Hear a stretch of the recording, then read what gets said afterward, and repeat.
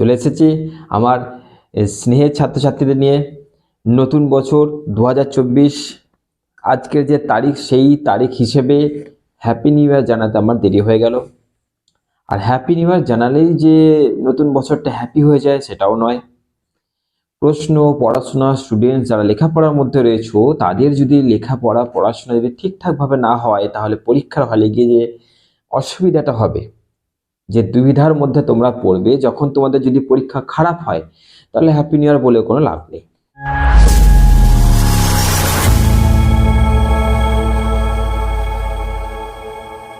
তো তোমাদের এই বছরটা যারা পড়াশোনার মধ্যে রয়েছে তাদের জন্য বলছি, যদি সত্যি হ্যাপি হতে হয় তাহলে সেটা কিভাবে হবে?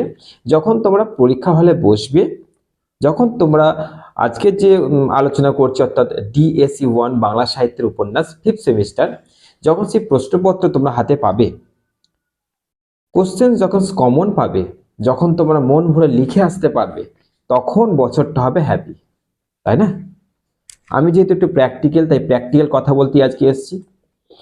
আজকে যেটা বলতে এসেছি, যেটা ভালো করে বুঝবে, ভালো করে শুনবে। আর এই ভিডিওটা ডু নট স্কিপ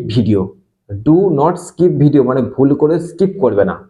কারণ আজকে যদি এই জিনিসগুলো না জানো, তাহলে আমার যে সাজেশনস এই ভিডিওটার খানিকক্ষণ পর আপলোড হবে, সেটা দেখেও তোমরা কিছু বুঝতে পারবে না যদি এটাকে না বোঝো। ধরো আজকে কি নিয়ে আলোচনা করব তার একটা আমি ট্রায়াল দিচ্ছি। ধরো তোমাদের একটা কোশ্চেন পড়লো যে বঙ্কিমচন্দ্রের রোম্যান্স যে উপন্যাসগুলো আছে, রোম্যান্টিক যে উপন্যাসগুলো আছে, সেগুলোর মধ্যে দুটি নিয়ে আলোচনা করো, বা রোম্যান্টিক উপন্যাস হিসেবে বঙ্কিমচন্দ্রের কৃতিত্ব আলোচনা করো। তো তুমি যদি রোম্যান্টিক উপন্যাসটা কি না জানো, তাহলে তুমি কি লিখে আসবে আর কোন উপন্যাসটা তুমি আলোচনা করে আসবে? এবার না জানার জন্য কি হবে, যে রোম্যান্টিক উপন্যাস তুমি জানো না, তুমি সামাজিকটা লিখে চলে এলে। বহু স্টুডেন্ট এই ভুলটা এবছর করবে। তো ওই জন্য এই ভুলটা কাটানোর জন্য অন্তত আমার যে সাজেশনস আপলোড হচ্ছে, শুধুমাত্র একটা সাজেশনস তৈরি করতে সারা দিন লেগেছে, আমার সারাটা দিন গেছে।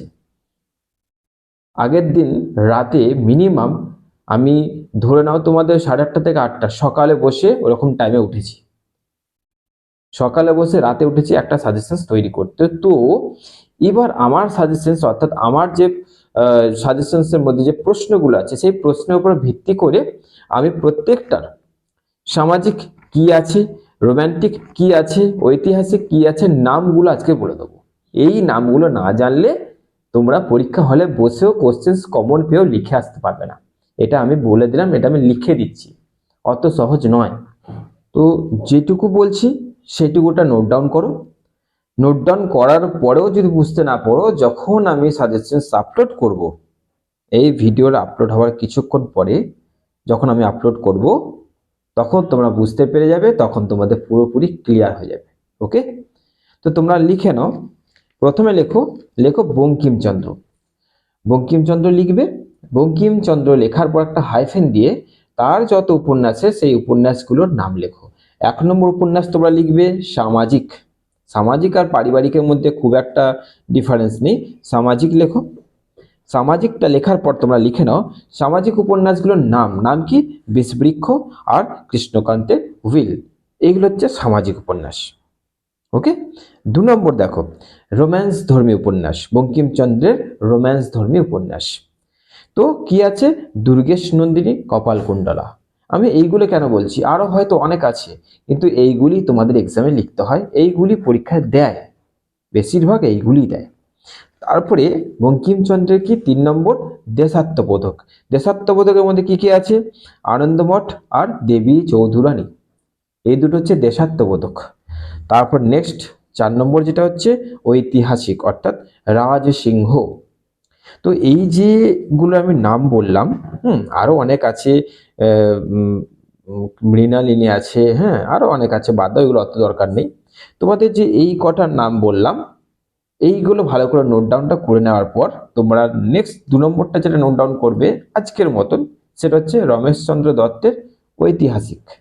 রমেশচন্দ্র দত্ত লিখবে ঐতিহাসিক উপন্যাস, তারপর হাইফেন দিয়ে লিখবে বঙ্গবিজেতা আর সাধবী কঙ্কন, বঙ্গবিজেতা সাধবী কঙ্কন। এবার তোমরা নোট ডাউন আশা করছি করে নিয়েছো। নোট ডাউনটা করে নেওয়ার পর তারপরে তোমাদের কিন্তু যখন আমি আপলোড করতে যাচ্ছি, একটু পরেই আপলোড হবে, তোমরা বুঝে যাবে যে হ্যাঁ সাজেশনসটা বুঝতে পারলাম। এবার যখন বঙ্কিমচন্দ্রের এবার সামাজিক যদি পড়ে আমি বুঝে গেছি কোনটা লিখে আসতে হবে। তোমাদের খাতায় কিন্তু সব লেখা থাকবে, কিন্তু এই লিস্ট যদি না থাকে তাহলে কিন্তু কোনটা লিখে আসবে তার ঠিক নেই। তোমরা ভাববে তোমরা লিখে চলে এসছো, কিন্তু তোমরা ভুল লিখে আসবে। এটা হয়তো তুমি ভাবছো এটা আমি করব না, কিন্তু তুমি করবে না, তোমার পাশে থাকা 10 জনের মধ্যে 8 জন এই ভুলটা করে আসবে। তো যাতে এই ভুলটা না করে আসে, সে লিখে এসে খুব হ্যাপি হয়ে বাইরে বেরিয়ে আসবে যে চলো স্যারের সাজেশন কমন এসছে, প্লাস আমি করে এসেছি। অবশ্যই, কিন্তু এটা না জেনে যদি সে হ্যাপি হয়ে বেরিয়ে আসে না, তাহলে হয়তো সে ভুল করে এলো, কিন্তু তারপরে সে বাইরে এসে হ্যাপি হচ্ছে, তখন নাম্বার কমে যাবে, তখন সে বলবে যে নাম্বারটা কি করে কমলো। তাই তোমাদের সেই ভুলটা না হয় আগাম তোমাদের সাবধান করলাম, তাই তো। আরো কিন্তু আছে, তার জন্য ওয়েট করবে। যখন আমি প্রশ্নমান 5-এর আপলোড করব, তখন প্রশ্নমান 5-এর যখন ভিডিও আপলোড করব, তখন তোমাদের ঠিক এরকম ভাবে কিন্তু বলে দেবো। তোমরা আগে নোট ডাউনটা করে নেবে, বা কোশ্চেন যখন তোমাদের বলবো তার সঙ্গে সঙ্গে আমি লিখেও দেবো, স্ক্রিনে লেখা থাকবে, তোমরা নোট ডাউন করে নেবে। তাহলে তোমাদের 5-10 গোনার সমস্যা থাকবে না। আশা করছি এই ইম্পর্টেন্ট গুরুত্বপূর্ণ ভিডিওটা তোমাদের অনেক অনেক কাজে লাগবে। তোমরা নোট ডাউন করে নিয়েছো, ভালো করে একটুখানি ছোট হলে মুখস্থ করে নাও, একটু দেখে রাখো। আর যাদের কাছে এইগুলো নেই তারা কিন্তু রেডি করে নাও। ওকে, চলো, ভালো থেকো, সুস্থ থেকো।